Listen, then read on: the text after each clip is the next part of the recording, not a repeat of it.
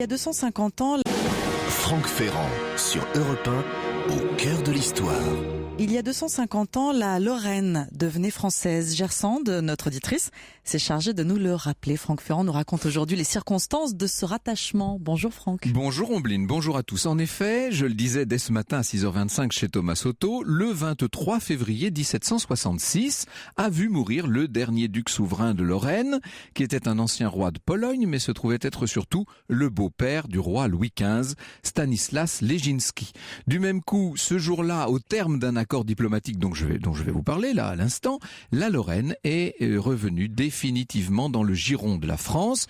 Il est vrai que par la suite, entre 1871 et 1919, une partie de cette belle région a été annexée par l'Allemagne, vous le savez, mais la Lorraine n'en est pas moins depuis 2 siècles et demi française à part entière.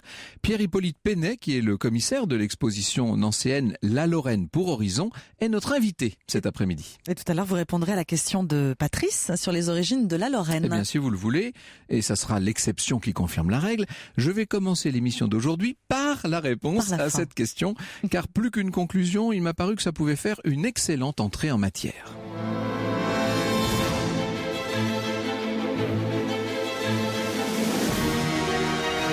Europe 1, au cœur de l'histoire. Franck Ferrand.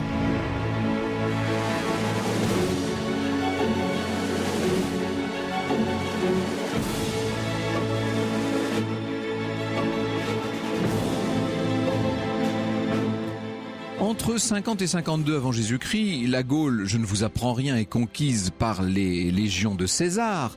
La Lorraine, à cette époque, fait partie d'une province qu'on appelle la Gaule belgique. La vallée de la Moselle devient à ce moment-là un important axe de communication. Metz, Verdun, Toul sont créés. Elles portent à l'époque des noms latins, bien sûr.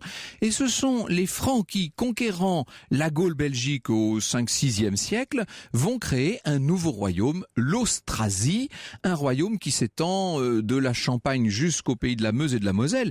Ce royaume appartient évidemment aux Carolingiens. En 843, c'est une des dates fondatrices de notre histoire. C'est le traité de Verdun qui va partager l'ancien empire de Charlemagne, et c'est comme cela que Lothaire Ier reçoit ce territoire du centre qu'on appelle la Francia Media, qui va de la mer du Nord jusqu'à l'ouest de l'Italie, qui couvre toute la Bourgogne, etc. À la mort de Lothaire en 855, ses fils se partagent de nouveau le royaume. C'est tout le problème, d'ailleurs, évidemment, de ces souverains mérovingiens puis carolingiens qui n'ont cessé de morceler et diviser les choses.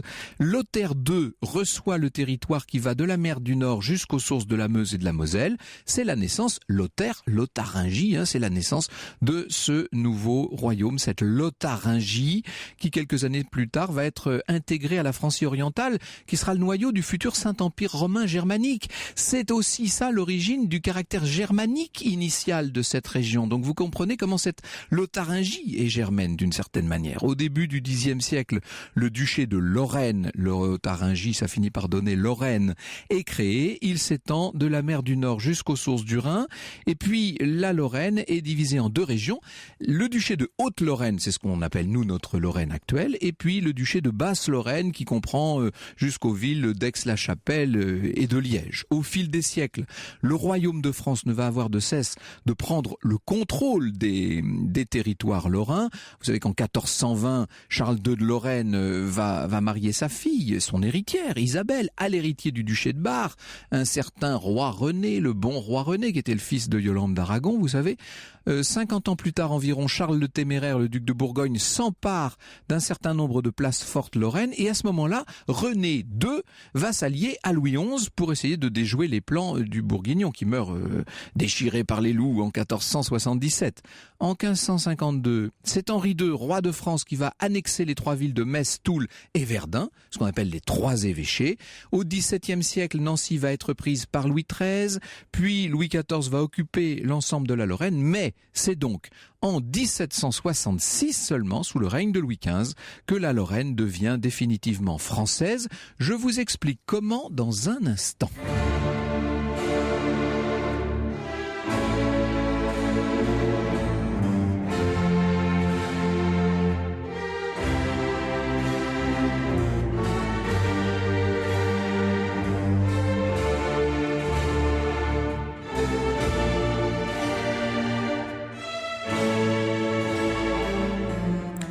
Jusqu'au 23 février 1766, le duc souverain de Lorraine s'appelle Stanislas Legiński. Ce qui a permis à ce vieux monsieur, il a 88 ans en 1766, ce qui lui a permis d'accéder à un tel rang. Ce ne sont pas ses origines. Comme son nom l'indique, il est polonais. Ce n'est pas non plus son rang. Certes, il a été pendant quelques années roi de Pologne, mais enfin, les Russes l'ont chassé de son trône en 1709 et pendant 15 ans, il est devenu un souverain déchu, exilé, dont personne ne se souciait. Non, en vérité, si Stanislas est depuis une trentaine d'années duc de Lorraine, c'est parce que sa fille Marie, notre Marie Legińska, a épousé le très puissant Louis XV. Et oui, par la grâce de cette alliance inespérée, en 1725, le malheureux Stanislas Legiński est devenu le très chanceux beau-père du roi de France. Rien que ça, un beau-père auquel son royal gendre n'a eu de cesse dès lors de donner un statut digne de lui. Et c'est ici qu'il faut que je remonte à l'an de grâce 1733, quand tout c'est décidé. En 1733, le roi effectif de la Pologne, c'est Auguste II, il est aussi roi de Saxe, peu importe, il vient de mourir, et Louis XV se dit qu'il y a là une chance à saisir. Il monte tout un stratagème pour essayer de rendre son ancien trône polonais à Stanislas, qui depuis 8 ans est devenu son beau-père. Il faut vous préciser que la Pologne est une monarchie élective. C'est la Diète qui, là-bas, élit le roi de Pologne. Louis XV se dit qu'on doit bien pouvoir influencer ce scrutin. Il envoie sur place de son propre chef des espions qui n'auront de compte à rendre qu'à lui. Et c'est l'origine, vous savez, de cette diplomatie parallèle et secrète qui est entrée dans l'histoire sous le nom de secret du roi. Dans le même temps, la diplomatie officielle choisit elle aussi la ruse. Le secrétaire d'État aux Affaires étrangères, il s'appelle Chauvelin, c'est le marquis de Chauvelin, il annonce à grand fracas Chauvelin que le roi Stanislas se met en route pour la Pologne en passant par Brest, la mer du Nord, la Baltique, Danzig, etc. On calcule ça dans les chancelleries, on se dit qu'il va lui falloir 4 ou 5 semaines pour gagner Varsovie, qu'on est tranquille, il faut juste hâter le scrutin avant qu'il n'arrive. En réalité, celui qui part est un faux Stanislas. Il monte en carrosse un sosie, si vous voulez, qui a revêtu les habits de cour et qui quitte Versailles en grande pompe.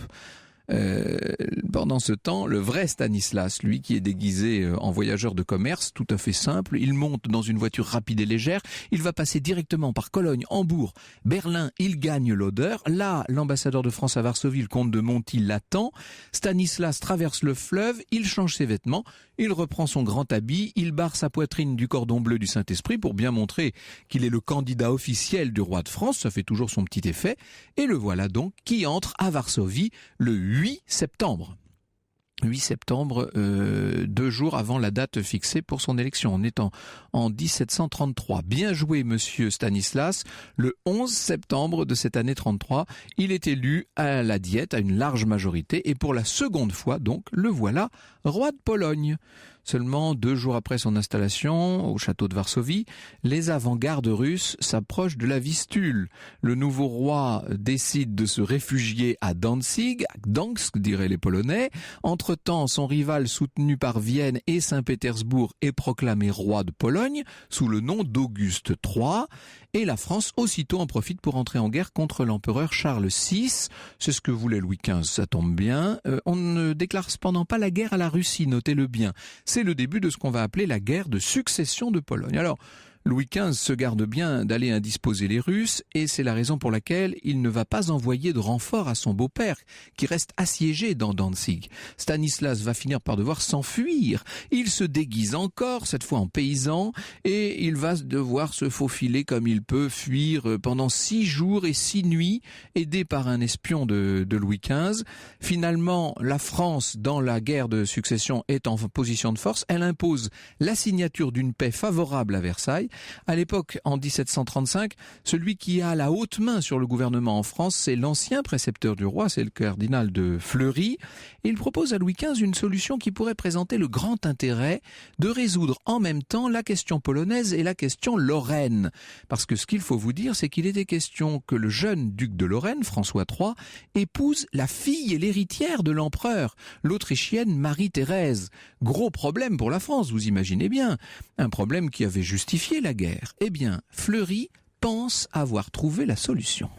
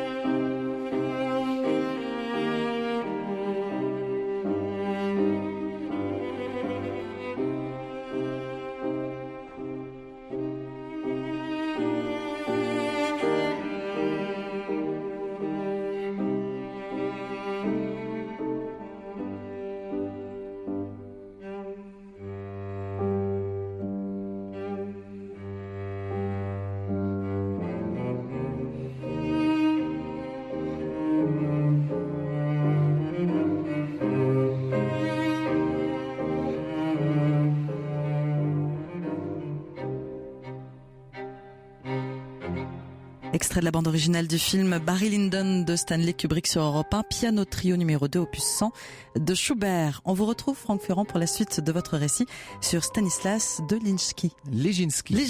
Alors vous savez qu'autrefois on écrivait Legzinski, CZ, tout simplement, c'était tellement plus simple, mais aujourd'hui on veut faire polonais, donc on dit Leżinski et on a remis tous les S, les C, les Z et tout ça. L'idée du cardinal de Fleury et des conseillers de Louis XV, c'est que le jeune François de Lorraine, fiancé à Marie-Thérèse de Habsbourg, renonce à son duché. Il va laisser tomber la Lorraine, parce qu'on peut pas imaginer que l'Empire soit souverain en Lorraine. Vous imaginez, on est carrément dans le royaume de France, là, aux portes même du royaume. Et on va lui donner en échange la Toscane, érigée en grand-duché. Quant au duché de Lorraine, il s'agit donc en fait des deux duchés de Lorraine et du Barrois, on va placer à leur tête un duc souverain très proche du roi de France, puisque c'est l'infortuné beau-père de Louis XV. Revoilà notre Stanislas. Il s'agit d'un titre concédé en viager. C'est intéressant ça, parce que il est bien stipulé qu'à la mort du beau-père, la Lorraine deviendra purement et simplement française. Donc c'est une période intermédiaire, si vous voulez, qui va quand même durer 3 décennies. Banco, en vertu d'un accord diplomatique qui est connu sous le nom de préliminaire de Vienne, je vous passe toutes sortes de détails, Stanislas devient donc duc de Lorraine et il va le rester 30 ans. Il ne revient en France après toutes ces pérégrinations et tous ces déboires, le pauvre Stanislas. Il faut imaginer un homme très corpulent, hein. C'est une espèce de colosse et de géant, ce Stanislas. Il revient en France au printemps 1736. Vous imaginez les retrouvailles à Versailles avec sa femme, Catherine Opalinska, avec sa fille, Marie Leżinska, bien entendu, et toute la petite famille. Ça fait 3 ans qu'il était parti, hein. Il s'installe au château de Meudon avant de rejoindre sa Lorraine, puisque maintenant c'est sa Lorraine. J'avais convié l'année dernière à ce micro Ève de Castro pour évoquer, à propos d'un ouvrage qu'elle avait consacré à un nain de Stanislas, qu'elle m'aide à évoquer la personnalité singulière de l'ultime duc de Lorraine. Homme de grande culture, écrit-elle, parlant l'allemand, le français, l'italien, le latin, féru de mathématiques et d'architecture, passionné d'art sous toutes ses formes, et notamment sous la plus décorative de toutes, puisque on va voir Stanislas enrichir, enjoliver, ennoblir partout les résidences dont il hérite et aussi celles qu'il va créer de lui-même. On le voit créer partout des folies dans les parcs, des grottes, des mécanismes incroyables, des jets et des jeux d'eau. Nous allons parler de tout ça dans un instant, bien entendu. On peut dire que pour la Lorraine en général et pour Lunéville, le Versailles lorrain en particulier, c'est une période très faste. Un érudit nancéen de la belle époque s'appelait Albert Jacot, a écrit, je le cite, son ouvrage s'appelle Le mobilier et les objets d'art des châteaux du roi Stanislas, c'est un classique pour les spécialistes de la question. Il a écrit « Le château de Lunéville dépassait encore en magnificence toutes les autres demeures. La salle à manger, dont la boiserie contenait 12 superbes tableaux représentant l'histoire d'Achille, une pendule astronomique, des buffets sculptés, une tribune pour les musiciens, des lustres, des girandoles de cristal et des vases de toute beauté, c'est la chambre de parade du roi et la salle du trône qui frappaient les regards des souverains même et des personnages illustres visitant le château de Lunéville, parce que très vite ce château va devenir la plaque tournante des sommités européennes. C'est tellement pratique, hein, on est en pleine Lorraine, ça permet de faire halte sur le chemin entre les différentes principautés et États allemands et la cour de France et d'autres cours du reste. À Nancy, un très vaste et remarquable ensemble architectural est créé par Emmanuel Héré, grand architecte dont on va avoir l'occasion de parler tout à l'heure. Et puis, vous savez, ça, je ne vous apprends rien, que c'est Jean Lamour, un serrurier, quand je dis serrurier, ferronnier d'art, avant tout, bien sûr, qui va créer les fabuleuses grilles dorées de la place royale, qu'on appelle aujourd'hui la place Stanislas, et qui fait la célébrité de Nancy, bien sûr. C'est un des motifs de célébrité. Dieu sait que la capitale, que la cité nancéenne en a d'autres. Alors, je vous disais que les souverains s'arrêtaient à Lunéville, à Nancy, etc. Mais les philosophes en font autant. Je pense à Voltaire, bien entendu, les grands musiciens, les meilleurs jardiniers. On est vraiment dans un foyer, un creuset de culture extraordinaire. Stanislas est à l'origine de la fondation de la Bibliothèque royale de Nancy, de la Société royale des sciences et belles lettres de Nancy. Il collectionne aussi les maîtresses, disons-le. On en dira un mot. Il est pourtant plutôt jeune. Hein. Le beau-père du roi de France a de l'embonpoint comme une barrique, écrit Ève de Castro. Le teint d'un rouge vineux, des bajoux de dindon, encadrés par une longue et épaisse perruque blanche dont les boucles rebiquent sur ses épaules. Ses sourcils sont touffus et sinueux, la bouche grasse retroussée aux commissures. Il ronfle comme un soufflet de forge en marchant et voit à peine plus loin que le comte Arnaud, mais l'âge n'a pas altéré sa bonhomie naturelle. La vérité, c'est que dans les coulisses, l'administration française veille au grain et prépare déjà l'après-Stanislas. Versailles, en effet, a nommé un gouverneur militaire en la personne du maréchal de Belle-Île, mais aussi et surtout un chancelier qui est une espèce de vice-roi français. Nous dirions-nous qu'il est un peu le préfet en mission. Il s'appelle La Galésière et on y vient dans un instant. Très bel après-midi avec nous sur Europe 1. Vous écoutez Au cœur de l'histoire et nous attendons à tout moment vos messages, vos questions via la page Facebook de l'émission, par mail europe1.fr ou encore via Twitter, celui de Franck Ferrand ou hashtag ACDH. On vous retrouve dans un instant, Franck Ferrand, pour continuer d'évoquer Stanislas, le dernier duc de Lorraine. Europe 1, au cœur de l'histoire. Franck Ferrand, 14h, 15h sur Europe 1. L'ultime duc de Lorraine est au cœur de l'histoire. Vous nous racontez, Franck Ferrand, le destin de Stanislas Leżinski. Et oui, ce Stanislas Leżinski est solidement encadré par l'administration française. Je vous ai parlé de ce monsieur de la Galésière, qui s'appelait Chaumont de la Galésière. Il a 40 ans quand il s'installe à Lunéville. Et voilà ce que nous dit Anne Muratori-Philippe dans la belle biographie qu'elle a consacrée, chez Fayard comme il se doit, à notre Stanislas. Aux côtés du duc, nous dit-elle, il s'occupe, ce Chaumont de la Galésière, il occupe deux fonctions officielles, celle de chancelier garde des Sceaux, véritable premier ministre du roi, et celle d'intendant. La première fait de lui le gardien des Sceaux ducaux, le président de l'audience du Sceau et le chef des conseils. La deuxième lui a été confiée en avril 1737, le chancelier n'ayant aucune qualité pour s'immiscer dans l'administration des troupes françaises installées en 34 dans les duchés de Lorraine et de Bar, à cause de la guerre de succession de Pologne. Il lui faut un pouvoir de Louis XV. En l'occurrence, nous dit Anne Muratori-Philippe, il ne s'agit pas d'une commission d'intendant, mais d'une simple commission d'intendant d'armée qu'on va étendre entre parenthèses à la marine, parce qu'il ne faut pas oublier que les forêts lorraines fournissent une part appréciable du bois qui sert beaucoup dans les arsenaux français à une époque où Louis XV, vous le savez, a l'intention de renforcer sa marine face à des Anglais qui deviennent de plus en plus inquiétants, qui viennent de gagner la guerre de 7 ans. Une troisième tâche, ajoute-t-elle, lui incombe, celle de représenter personnellement Louis XV en Lorraine, charge qui sera confiée en 45 à son frère Chaumont de Lucé. Eh bien, Chaumont de la Galésière et Chaumont de Lucé ne vont plus cesser désormais d'administrer véritablement la Lorraine. Et ce qui inquiète beaucoup un roi, je dis le roi parce qu'il était roi de Pologne, mais par ailleurs il est duc de Lorraine, vous l'aurez compris.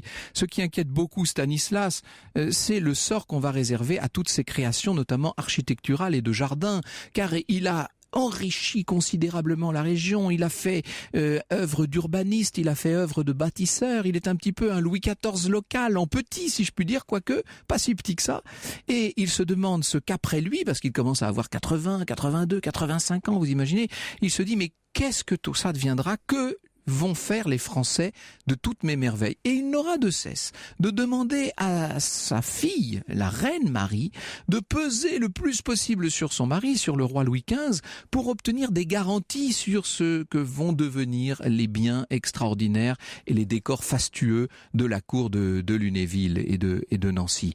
Hélas, Louis XV fait la source d'oreille, vous pouvez l'imaginer. Et on peut dire que la fin de la vie de Stanislas est une fin compliquée. Il est de plus en plus malade, il est très gros. Il faut vous dire qu'il est d'une gourmandise infernale, qu'il a inventé des repas entre les repas et des encas entre les repas intermédiaires. Il passe son temps à s'empiffrer de sucreries, notamment, car il a une vraie prédilection pour le sucre. On parlera tout à l'heure des madeleines de Commercy, tiens, par exemple. On peut dire de Stanislas que c'est un ogre. Ça n'a pas arrangé sa santé, bien entendu, il fait de fréquentes chutes, il a parfois des indispositions, il perd conscience pendant plusieurs minutes. On s'inquiète beaucoup à Versailles. Et l'on va voir sa fille, donc Marie Leżinska, et ses petits-enfants, le dauphin Louis et mesdames de France, les filles de Louis XV et de Marie Leżinska, faire le plus souvent possible le voyage pour essayer d'embrasser ce grand-père qui vient une fois par an à la cour, à Versailles ou à Fontainebleau, c'est selon, parfois à Compiègne, et qui évidemment pendant qu'il est là, gâte sa famille. C'est le bon papa gâteau de la cour de France, le pauvre Stanislas. Il va de plus en plus mal. Il a donc, alors il perd son nain préféré, le fameux bébé. Il va perdre Emmanuel Héré, qui joue un rôle essentiel, bien sûr. Et puis en 1764, et ça c'est encore bien plus grave pour lui, il va perdre son petit-fils adoré, le fils unique survivant de Louis XV, qui était donc le dauphin Louis, qui est le père posthume du Louis XVI, Louis XVIII et Charles X. Ça pour lui c'est terrible, évidemment. Ça va bien sûr assombrir ces dernières années. L'année 1765 n'est qu'une longue lutte contre une maladie qui devient de plus en plus envahissante. Le duc ou roi, comme vous voudrez, ne quitte quasiment plus ses appartements. Et un matin, il veut ranimer sans doute le feu dans sa cheminée, on ne sait pas exactement. Il porte une magnifique robe de chambre en tissu des Indes molletonné que lui a offerte sa fille, la reine de France. Il s'approche sans doute un peu trop près du foyer et l'on va voir la robe de chambre se mettre à se consumer sans flamme, vous savez. Sauf que le duc, qui est quasiment aveugle, qui est devenu sourd, qui est un peu impotent, vous aurez compris, hein, il ne s'en rend pas vraiment compte, et au moment où il réalise l'ampleur des dégâts, la robe de chambre est déjà en train de brûler, de le brûler lui-même. Il souffre terriblement, sauf que c'est une nouvelle robe de chambre, il ne sait pas comment s'en dépêtrer. Il appelle à l'aide, il se trouve que les laquais qui devaient normalement attendre dans la salle d'à côté ne sont pas présents. On va mettre longtemps à voler à son secours, et lorsqu'on finit par le dépouiller de cette tunique de Nessus, le pauvre duc de Lorraine est dans un triste état. Il est déjà brûlé, nous dirions-nous, pour plusieurs parties du corps au 3e degré. Le visage est ce qu'il y a de plus impressionnant, car il a des marques très inquiétantes sur le visage, mais le plus grave, ce sont les blessures qu'il a à l'abdomen et qui vont peu à peu s'infecter. On va le voir décliner de jour en jour jusqu'à cette nouvelle terrible donc du 23 février 1766, où l'on apprend purement et simplement la mort du duc de Lorraine. À ce moment-là, bien entendu, la France devient de plein droit souverain. Le roi Louis XV devient souverain de la Lorraine. La province est rattachée, on peut l'appeler maintenant province. L'ancien duché, les deux duchés de Lorraine et de Bar sont rattachés à la couronne de France. Et que va faire Louis XV de toutes les possessions, de toutes les collections, de toutes les merveilles accumulées par son beau-père? Pas question d'avoir une deuxième capitale en France. La Lorraine n'est plus un duché. Les indépendantistes ont fini de rêver. Désormais, la Lorraine est une simple province française et tout sera vendu aux enchères. Bonjour Pierre-Hippolyte Pénet, merci d'être avec nous. Alors nous allons revenir avec vous sur toute cette histoire de la Lorraine un peu indépendante, pas tant que ça, un petit peu quand même, et puis ce rattachement au royaume de France.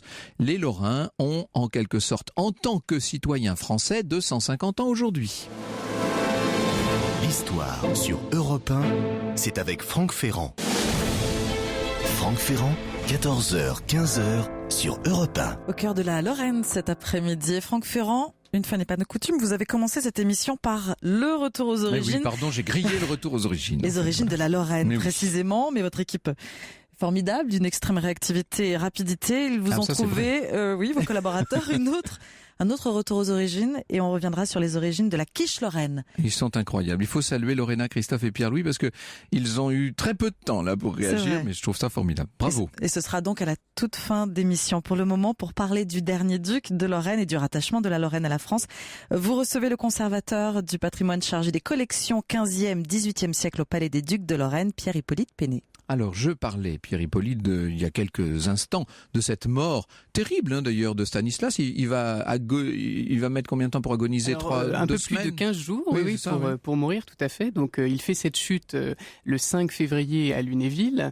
Au début, on a l'impression que sa santé s'améliore. Il envoie une lettre à sa fille pour la rassurer, pour lui dire que tout va bien, en lui disant « Vous m'aviez conseillé de me méfier du froid, mais vous auriez mieux fait de me dire de me méfier du chaud ». Et donc, il va mettre finalement à peu près plus de 15 jours à mourir le 22 février.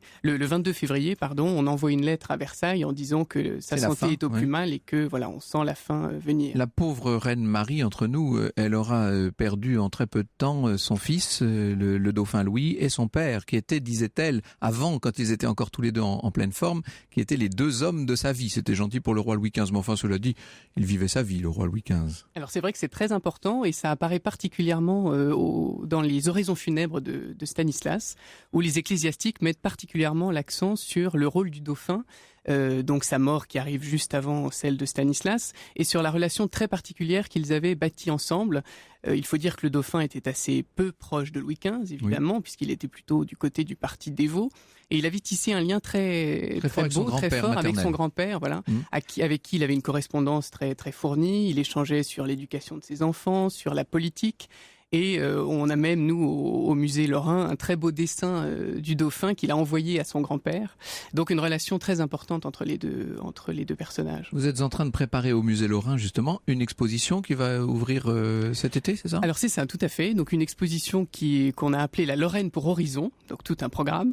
La France et les duchés de René II à Stanislas, qui aura donc lieu du 18 juin au 31 décembre prochain, à l'occasion donc des 250 ans de la réunion de la Lorraine à la France. Alors je dis réunion, très souvent les Lorrains sont très pointilleux sur le sujet puisque le terme de réunion en fait signifie une acceptation et non pas un retour, puisque ce n'est pas un territoire qui revient à la France mais qui vient pour la première fois en fait. Disons que la France en avait eu possession mais toujours par la force dans le passé. On va y venir dans un instant, on va revenir sur tout ça.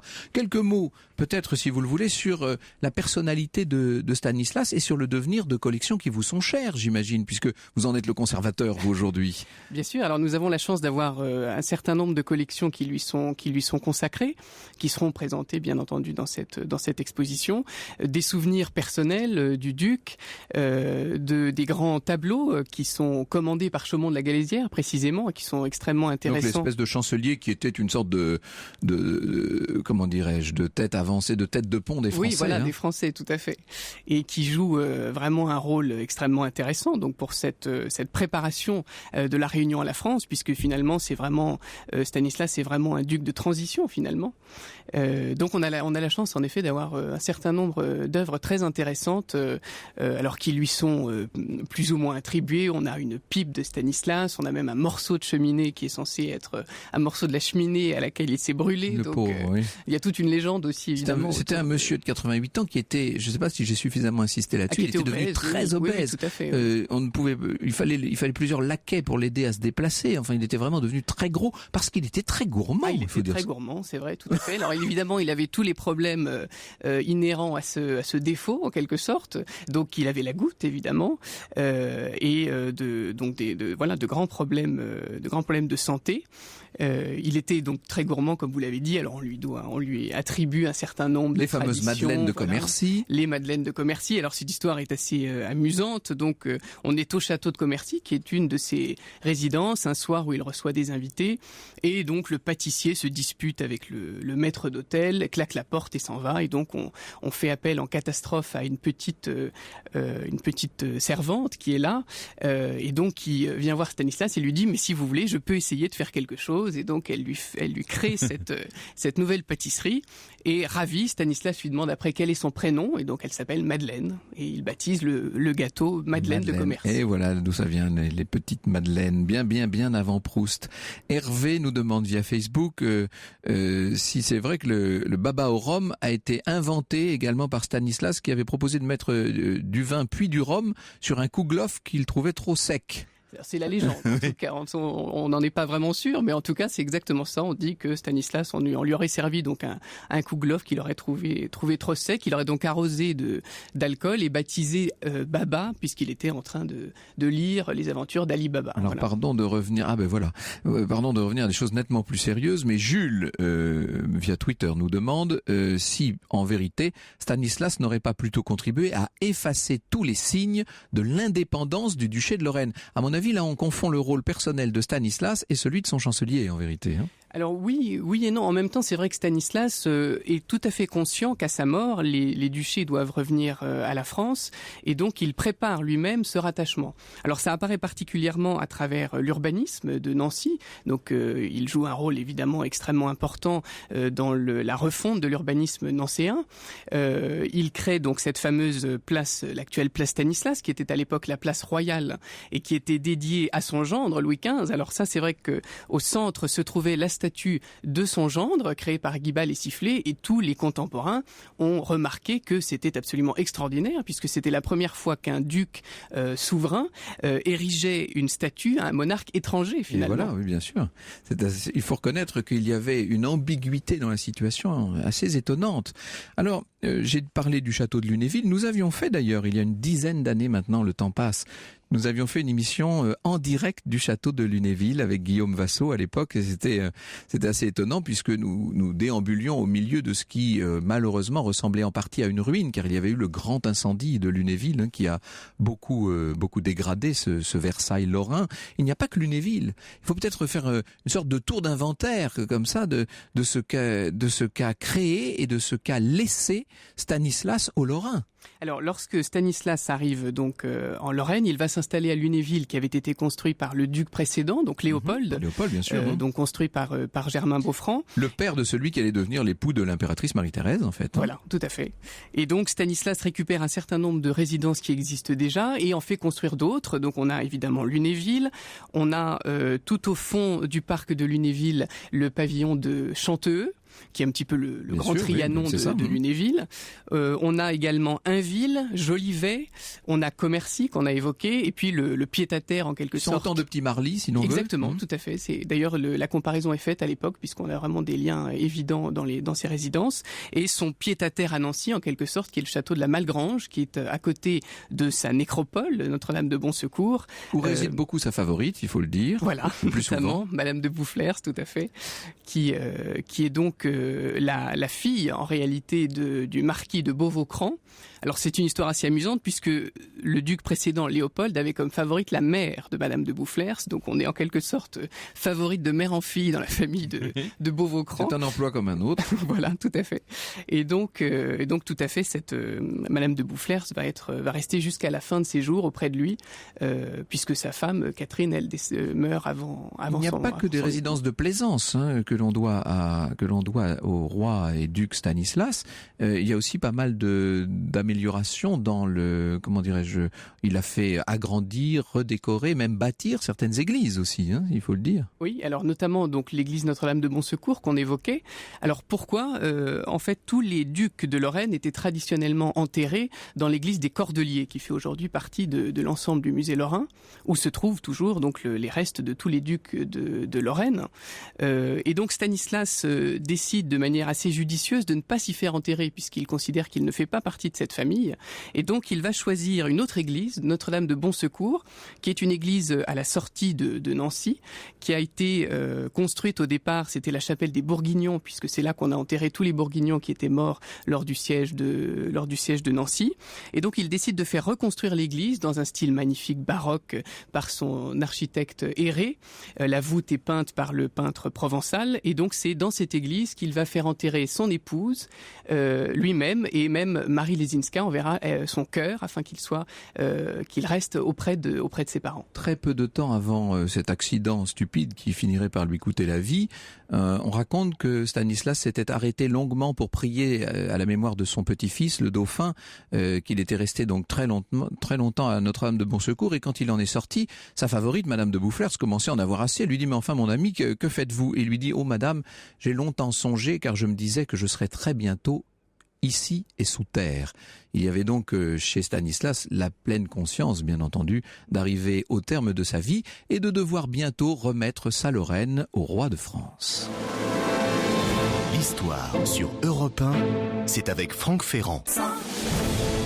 Franck Ferrand, 14h, 15h sur Europe 1. Au cœur de la Lorraine devenue française il y a 250 ans, vous recevez Franck Ferrand, le conservateur du patrimoine chargé des collections 15e, 18e siècle au Palais des Ducs de Lorraine, Pierre-Hippolyte Péné. Et vous avez reçu, Franck, de très nombraux messages d'auditeurs. Oui, il en tombe là constamment, je suis ravi. Les auditeurs, je pense que nous avons notamment beaucoup d'auditeurs lorrains aujourd'hui qui sont sur la brèche. Raphaël nous demande via Twitter comment les Lorrains ont réagi à l'annexion des duchés par la France. Est-ce qu'on peut Est-ce qu'on peut répondre à une question comme celle-là, Pierre-Hippolyte Pédet? Finalement oui, parce que ça a été tellement bien préparé par la France que l'annexion, c'est la réunion s'est faite justement sans heurts. C'est ça qui est assez extraordinaire. C'est que tout a été préparé pendant le règne de Stanislas, et donc finalement ça se fait tout naturellement. Donc le lendemain de la mort de Stanislas, Chaumont de la Galésière se rend devant la cour souveraine de Lorraine et Barrois et annonce la réunion des duchés à la France, qui sera effective à la fin du mois par des lettres patentes de Louis XV.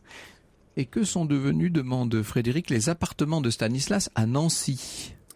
Alors, il n'y a pas eu tellement d'appartements à Nancy, justement, puisque Stanislas habitait vraiment à Lunéville. Alors, il est venu quelquefois au palais ducal de Nancy pour visiter le palais, mais il a très vite... il faut dire qu'ils se font face. Il y a en effet, si vous voulez, l'ensemble constitué aujourd'hui par le musée lorrain est constitué de 2 palais différents. Le palais des ducs de Lorraine, qui date du XVIe siècle, que Stanislas va donner très vite à la ville de Nancy et à son intendant, donc au chancelier La Galésière, qui s'y installe. Puis, il lui fait construire un nouveau palais, qui est donc le second palais du musée lorrain, le palais de l'intendant, aujourd'hui palais du gouvernement, qui est entièrement construit dans la perspective de la place de la Carrière, et où habite, qui est donc un palais pour la France, où réside donc le chancelier. On parle beaucoup de Nancy aujourd'hui, sublime ville de Nancy, mais il faut parler aussi de la non moins sublime Metz, sinon nous allons avoir des soucis. Bien sûr, alors ça, tout à fait.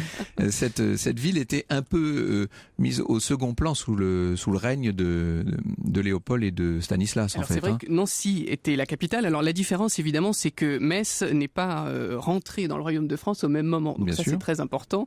Mais c'est là qu'il faut expliquer le morcellement. Voilà, tout à fait. Si vous voulez, au début du XVIe siècle, il faut bien comprendre que l'espace lorrain tel qu'on le connaît aujourd'hui était morcelé en plusieurs entités différentes, dont les principales étaient donc les 2 duchés de Bar autour de Bar-le-Duc à l'ouest, de Lorraine autour de Nancy, et les 3 évêchés, Toul, Metz et Verdun, qui étaient des évêchés indépendants. Les évêques étaient des princes dépendant du Saint-Empire romain germanique. Et donc c'est au XVIe siècle que le roi de France met la main sur ces 3 évêchés. Ça, c'est le roi Henri II. Le roi Henri II, tout à fait. On est en 1552. En 1552. Il y avait eu avant, on va peut-être pas revenir longuement là-dessus, mais il y avait eu la célèbre bataille de Nancy entre René II d'Anjou, qui donc était le duc de Lorraine et de Bar, et Charles le Téméraire. Voilà, ce qui montre bien que l'espace lorrain, ce qui est important aussi, c'est la situation géographique de cet espace, qui est au milieu de tous les États de l'Europe. Et donc, le duc de Bourgogne est le premier à s'y intéresser, puisque son duché, on a du mal à l'imaginer aujourd'hui, va de Mâcon à La Haye. Donc c'est un duché gigantesque, et donc au milieu il reste la Lorraine qui est indépendante, et il aimerait bien faire la jonction entre ces territoires. Et donc c'est à ce moment-là qu'a lieu donc la bataille de Nancy. Nancy est pendant quelque temps la capitale de la Bourgogne, et puis René II réussit donc à reprendre sa capitale au duc de Bourgogne, qui trouve la mort à Nancy. Alors on a parlé d'Henri II qui récupère les 3 évêchés, qui fait main basse dessus pour être plus juste. Il y a les traités de Westphalie, ça c'est Mazarin, qui vont officialiser, c'est ça les choses. Voilà, tout à fait. Et ensuite, on voit quand même Louis XIII, avant Louis XIII et ensuite Louis XIV, essayer de conquérir en fait ces territoires. Tout le XVIIe siècle est vraiment marqué par ces campagnes de Louis XIII et de Louis XIV qui vont essayer vraiment de contrôler ce territoire médian avec leur ennemi, donc que sont les Habsbourg. Donc Louis XIII arrive en Lorraine. Alors il faut dire que le duc à cette époque-là en Lorraine est Charles IV, qui contrairement à ses prédécesseurs qui étaient sagement restés neutres, décide de se tourner un petit peu trop du côté des Habsbourg et d'accueillir certains opposants politiques, on pourrait presque dire, à la cour de Lorraine, la duchesse de Chevreuse, Gaston d'Orléans, qui, pire que tout, épouse la propre sœur du duc de Lorraine sans l'accord de Louis XIII. Donc là, ça fait déborder la goutte d'eau, ça fait la goutte d'eau qui fait déborder le vase, pardon. Et en plus, Charles IV refuse de prêter hommage pour le Barrois mouvant, qui est cette partie du duché de Bar située à l'ouest de la Meuse, pour laquelle le duc devait hommage au roi de France. Donc Louis XIII arrive en 1633, met le siège de Nancy et occupe donc militairement la Lorraine. Alors on peut observer forcément qu'on a beaucoup parlé de Stanislas et fort peu de son grand devancier. C'est vrai que le héros, si je puis dire, des Lorrains fiers de la longue indépendance de leur duché, c'est Léopold. Qui était ce Léopold Ier? Quel genre de bonhomme? Donc là, on arrive à la toute fin du XVIIe siècle, donc après cette occupation de Louis XIII et Louis XIV, lors des traités de Ryswick, Louis XIV décide de rendre ses duchés au duc légitime, qui est donc le petit décide, il n'a pas tellement le choix, je pense, en l'occurrence. Mais enfin bon. Et donc, il les rend à Léopold, qui est le petit-fils de Charles IV, justement, qui a été élevé à la cour de Vienne. Et c'est donc la restauration des duchés. Les liens se renforcent évidemment avec la famille de France, puisque Léopold épouse la propre nièce du roi Soleil, Élisabeth Charlotte, qui est la fille de Monsieur, frère du roi, et de la Palatine. Qui est la sœur du régent. Hein. Voilà, tout à fait. Et donc, c'est la période brillante, si vous voulez, où la cour de Lorraine reprend sa splendeur d'antan, en quelque sorte. Mais une restauration qui est quand même en trompe-l'œil, puisque les garnisons françaises reviennent quand même à Nancy pour surveiller tout ça de près. Et on a un personnage très amusant qui est l'envoyé extraordinaire de Louis XIV à la cour de Nancy, qui est Jean-Baptiste d'Audifray, qui sert en réalité plutôt d'espion et qui envoie des missives à la cour de France d'un ton extrêmement acide. Il commence notamment ses missives en disant que les Lorrains sont ingrats, insolents et gourmands. Donc déjà, ça commence bien. Donc c'est vraiment une indépendance, une restauration en trompe-l'œil. Je profite de votre courte mention à l'instant pour signaler que demain nous parlerons justement de la princesse Palatine. Et nous aurons Jean-François Solnon comme invité, donc je le dis parce que je sais que nombreux sont nos auditeurs qui attendent cette émission sur la princesse Palatine et sur ses lettres très vertes, bien entendu. Alors, le duc Léopold va défendre une certaine idée de la Lorraine, si je puis dire.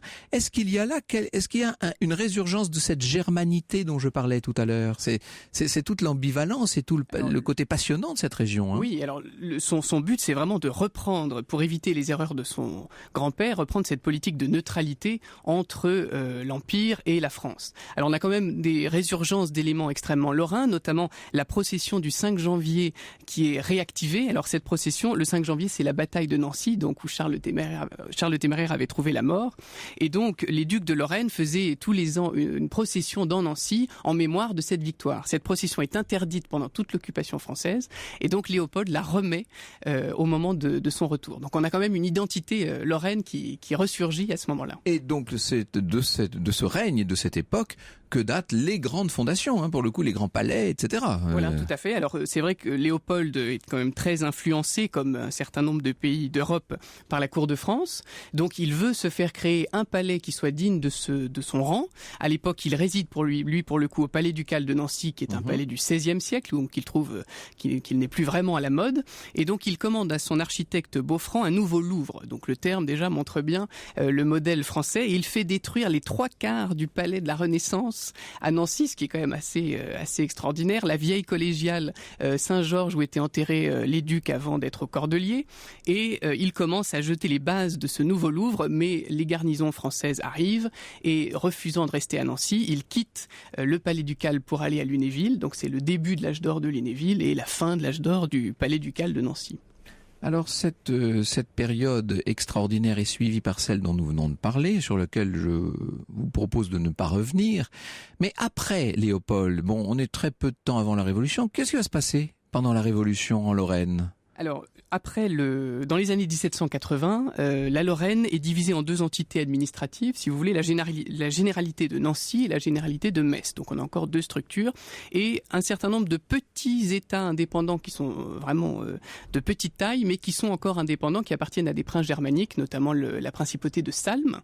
Et la constituante va jouer un rôle vraiment important pour rationaliser l'ensemble, puisque la constituante crée les 4 départements, donc Meurthe, Moselle, Vosges et Meuse. Là, cette fois, on est vraiment dans la France, voilà, purement et simplement. Exactement. Hein. Et on rattache les petites principautés indépendantes qui étaient encore hors du royaume. Donc, c'est vraiment la Révolution, si vous voulez, qui crée cet ensemble lorrain français. Quant à l'identité lorraine, elle a sans doute été particulièrement à la fois malmenée et en même temps magnifiée par cette occupation. Alors là, cette fois, on peut parler d'annexion allemande en 1871, puisque toute une partie de la Lorraine va devenir purement et simplement allemande. Pourquoi une partie seulement, d'ailleurs ? C'est là que l'histoire joue un rôle, hein, puisque de nouveau, on retrouve les anciens découpages, si je puis dire. Alors c'est vrai que cette histoire est en plus extrêmement méconnue, mais toujours très, très sensible en Lorraine. Donc à la suite de la guerre de 1870, qui oppose donc Napoléon à Guillaume Ier. Napoléon III, oui. Et voilà, pardon, Napoléon III, oui, à Guillaume Ier. L'issue du traité donc veut que toute la Moselle, une grande partie de la Moselle et une partie de la Meuse, plus toute toute l'Alsace, donc, soit rattachée à l'Allemagne. Et donc là, on place les habitants de ces provinces devant un dilemme, puisqu'ils ont le choix, ou bien ils restent là où ils habitent et ils deviennent allemands, ou bien ils restent français, mais ils doivent quitter ces territoires. Et donc là, on a un exode terrible de 100 000 à peu près français qui vont devoir quitter ces deux régions. Beaucoup vont venir à Nancy, justement, et donc on a notamment un exode des cerveaux, notamment, qui viennent à Nancy, des professeurs, des médecins, des artistes. On a les frères Daume, on a le verrier Gruber. C'est la fameuse école de Nancy qui a fait les beaux jours de l'Art Nouveau. Sur l'école de Nancy. Donc cet épisode est extrêmement important pour l'histoire régionale, puisqu'on a cet exode de population dans les deux sens, ceux qui quittent les régions, mais on a aussi des Allemands qui viennent s'installer dans ces nouveaux territoires occupés. Et nous ne parlons pas de ce qui s'est passé ensuite pendant la Seconde Guerre mondiale, car parfois l'histoire a une fâcheuse tendance à bégayer. Aujourd'hui, qu'est-ce qu'on va voir et qu'est-ce qu'on va faire pour célébrer ce 250e anniversaire? Alors justement, ça commence aujourd'hui, donc ça tombait très bien que cette émission tombe aujourd'hui. C'est pas tout à fait un hasard. Donc on a un certain nombre d'événements qui vont avoir lieu à Nancy et en Lorraine. Donc ça commence dès ce soir avec une cérémonie à la mémoire de Stanislas dans l'église. Le professeur François Roth va présenter une conférence sur le roi Stanislas en Lorraine et son héritage, justement. Tout à fait, à l'hôtel de ville. Nous pouvons dire que nous avons fait aujourd'hui en quelque sorte le teaser, comme on dit en télévision, ou la préparation de cette conférence. Merci beaucoup Pierre-Hippolyte Peynet. Bon courage pour cette exposition à laquelle vous êtes en train de mettre la dernière main. Merci. Europe 1, au cœur de l'histoire. Europe 1, au cœur de l'histoire. Retour aux origines. Et vous répondez à présent, Franck Ferrand, à la question de Francine qui, via le site internet d'Europe 1, europe1.fr, vous demande de raconter l'histoire de la quiche lorraine. Eh oui, alors tout ça vient c'est encore une tradition allemande au départ. D'ailleurs, quiche, ça vient de la racine allemande couronne, le gâteau, ou Küche, la cuisine. Vous voyez, on voit assez bien comment on arrive à quiche. La recette est très ancienne, mais on en trouve la trace au début de l'époque moderne, au XVIe siècle. C'est le duc de Lorraine, donc Charles III, qui était, semble-t-il, grand amateur de quiche. C'est en tout cas ce que l'équipe me dit d'après les recherches qui ont été faites, vous l'imaginez, à la hâte. Le mot va se diffuser au 19e siècle, on y fait souvent référence. Alors je précise quand même, au risque de me faire des ennemis, que dans la recette originale, il n'y avait pas de fromage. En fait, le lait, les fécules, le fromage ne sont pas dans la toute première quiche lorraine. Alors j'ouvre l'ouvrage d'André Castelot, l'histoire à table, et voilà ce que je lis à l'article quiche lorraine. En Lorraine, les quiches étaient la gloire des premiers mets d'autrefois. Elles venaient après les danses et les chants des 3 jeunes filles en robe blanche dont la mission était, dans cette froide province, d'annoncer le printemps. Et les quiches étaient présentées au milieu du repas, après le cochon de lait emmitouflé de gelée tremblante. Elles étaient très grandes, comme des roues de bicyclette, mais la recette était la même qu'aujourd'hui, où elle a des dimensions certes plus discrètes.